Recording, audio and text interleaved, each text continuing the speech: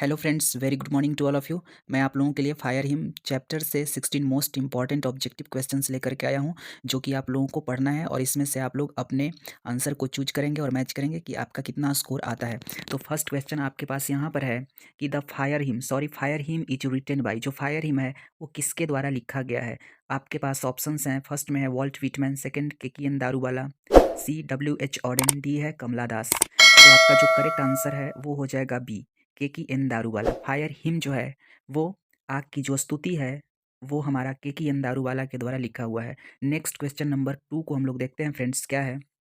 Question number second में है आपका केकीएन दारूवाला वाज बॉर्न इन, जो केकीएन दारूवाला है उनका जन्म कब हुआ। ऑप्शन आपके पास है 1936, 1937, 1930, 1940, 1936, 1937, 1930, 1940। जो करेक्ट आंसर होगा वो हो जाएगा आप लोगों का बी, क्योंकि केकीएन दारूवाला का जो जन्म हुआ था 1937 में हुआ था।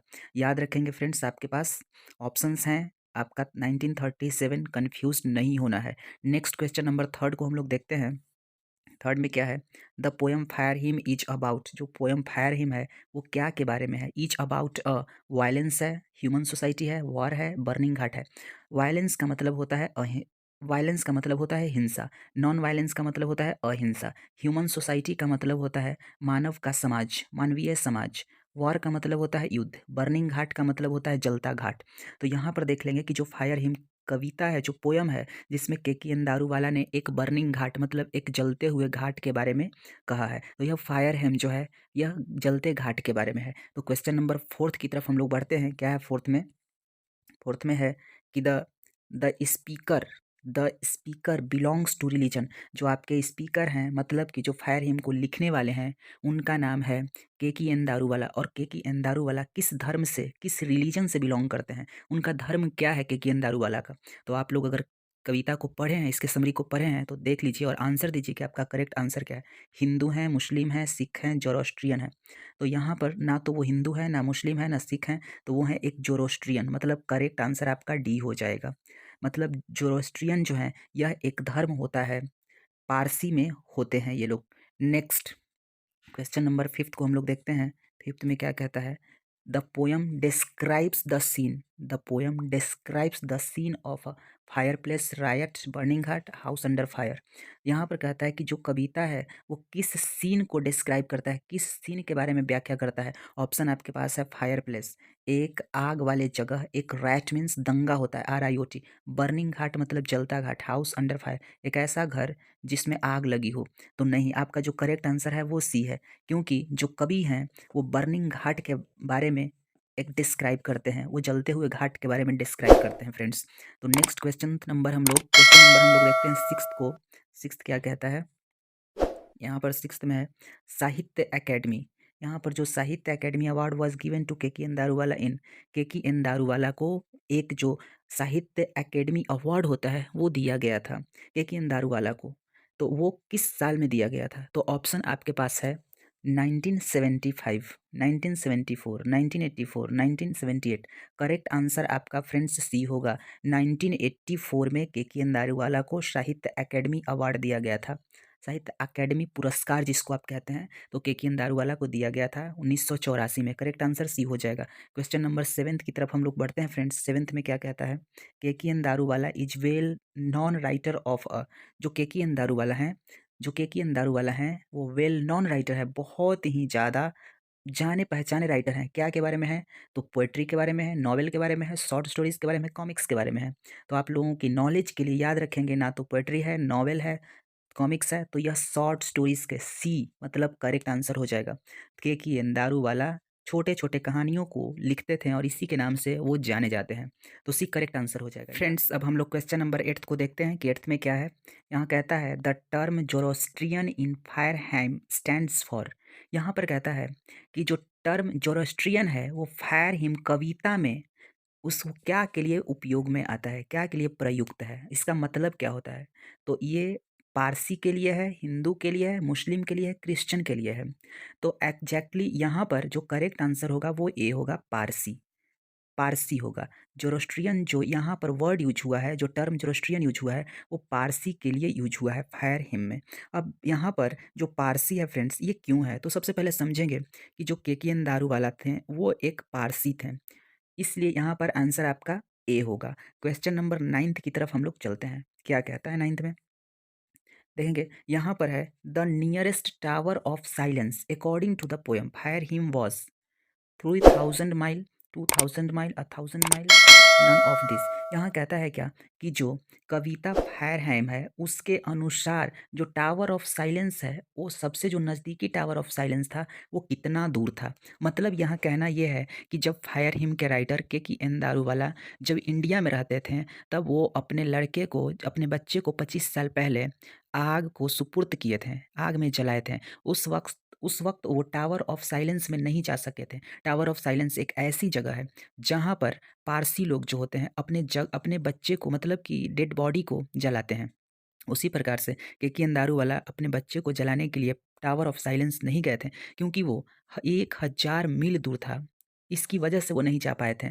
तो वहाँ पर जो करेक्ट आंसर आपका जो होगा सी 1000 माइल्स होगा फ्रेंड्स। यहाँ पर क्योंकि 1000 मील लगभग दूर था, इसलिए वो वहाँ नहीं जा पाए थे।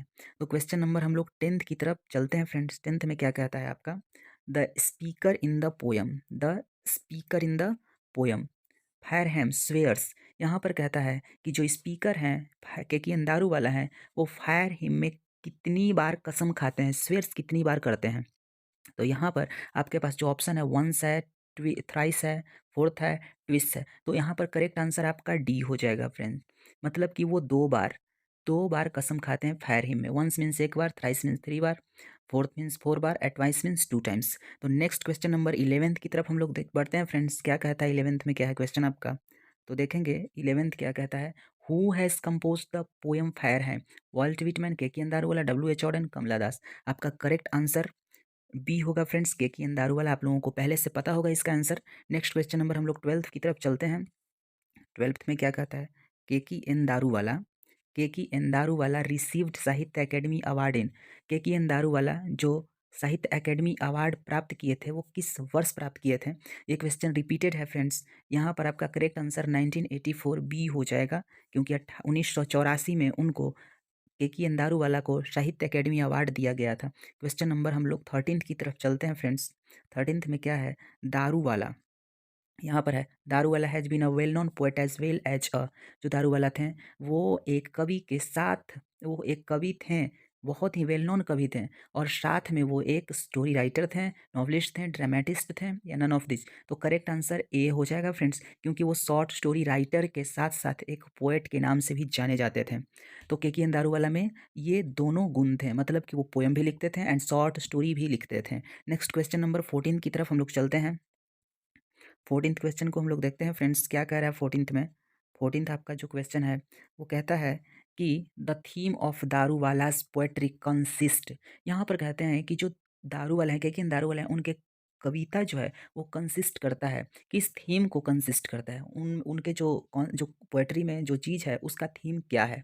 तो उसमें ऑप्शन आपका दिया है। ए में है लव एंड डेथ, प्यार और मृत्यु। बी में है love, death, domination, cynicism, plight of human society and violence. First में लव मीन्स प्यार, डेथ मीन्स मृत्यु होता है, एंड डोमिनेशन का मतलब होता है वर्चस्व या सत्ता उसका होता है। सिनिसिज्म का मतलब होता है निराशावादी, प्लाइट ऑफ ह्यूमन सोसाइटी मतलब, एंड वायलेंस मतलब मानव का जो समाज है ना, मानवीय समाज है उसकी दशा, दुर्दशा, एंड वायलेंस का मतलब हिंसा। तो इसको बताता है या लव डेथ डोमिनेशन, या लव डेथ डोमिनेशन सिनिसिज्म। तो आपका जो करेक्ट आंसर है फ्रेंड्स वो हो जाएगा बी, क्योंकि इन सभी को बताता है, इन सभी का थीम है वो। ये जो दारूवालास का पोएट्री है उसमें ये सारे का थीम है। तो याद रखेंगे, जिसमें सब होगा वो करेक्ट आंसर होगा। क्वेश्चन नंबर 15 को हम लोग देखते हैं फ्रेंड्स। क्या है 15 में? Daruwalla's poetry is a totally recording according to subjective responses. देखेंगे फ्रेंड्स यहाँ पर जो है Daruwalla's poetry is totally symbolistic, idealistic, impressionistic, none. देखेंगे सबसे पहले इसका मीनिंग को समझेंगे हम लोग। सिंबलिस्टिक का मतलब क्या होता है? तो देखिए, सिंबलिस्टिक मतलब प्रतीक से संबंधित होता है। आइडियलिस्टिक का मतलब होता है आदर्श से संबंधित होता है। इम्प्रेशनिस्टिक का मतलब होता है यहाँ पर प्रभाव। इम्प्रेशनिस्टिक का मतलब होता है प्रभात्मक, प्रभावात्मक होता है। तो करेक्ट आंसर सी हो जाएगा। मतलब कि ये सब्जेक्टिव रिस्पॉन्सेस के लिए ये इम्प्रेशनिस्टिक है, प्रभावात्मक है दारू वाला पूर्ण रूप से। नेक्स्ट क्वेश्चन नंबर 16 जो है वो लास्ट है आपका। क्या कहता है इसमें कि Keki N Daruwalla, Keki N Daruwalla has written the poem. जो केके एन दारूवाला है वो कौन सी कविता को लिखे हैं? तो song of my self, fire him, snake, the soldier. तो करेक्ट आंसर आप सब लोगों को पता है फ्रेंड्स कि बी होगा, fire hymn. KK N Daruwalla fire hymn को लिखे हैं। तो फ्रेंड्स आपके मोस्ट इंपॉर्टेंट जो 16 क्वेश्चंस हैं वो कंप्लीट हो चुके हैं। आप लोगों का पोएम के जो भी क्वेश्चंस बन रहे थे फ्रेंड्स वो कंप्लीट करा दिया गया है। एंड एक लास्ट आप लोगों का sweetest love I do not go के ऑब्जेक्टिव क्वेश्चंस कराने हैं। तो इसके बाद आपको करा दिया जाएगा फ्रेंड्स। एंड टेंस के आपको ऑब्जेक्टिव 60 क्वेश्चंस दे दिए गए हैं। उस वीडियो को आप लोग कंटिन्यूअसली देखते रहें। एंड हाँ, आप लोगों को प्रीपोजिशंस के अगले वीडियो आने वाले हैं इसके बाद, जो कि आपको करना है। एंड स्टोरी से रिलेटेड आपके वीडियोस आएंगे। 12th का कंप्लीट पोर्शन आप लोगों को एग्जाम्स के पहले कंप्लीट करा दिया जाएगा। आप लोग बस प्रैक्टिस करते रहें, वीडियोस को देखते रहें। और हाँ फ्रेंड्स, आप लोग लाइक, शेयर और सब्सक्राइब जरूर करें। जो लोग आप में से सब्सक्राइब नहीं किए हैं वो जरूर करिए। एंड अपने फ्रेंड्स लोगों को शेयर भी करें, ताकि सभी लोगों के पास ये वीडियो जा सके और इसका फ़ायदा उठा सकें सभी लोग। तो फ्रेंड्स, हम लोग अगले वीडियो में फिर मिलेंगे। तब तक आप अपना ख्याल रखेंगे। Thank you for watching.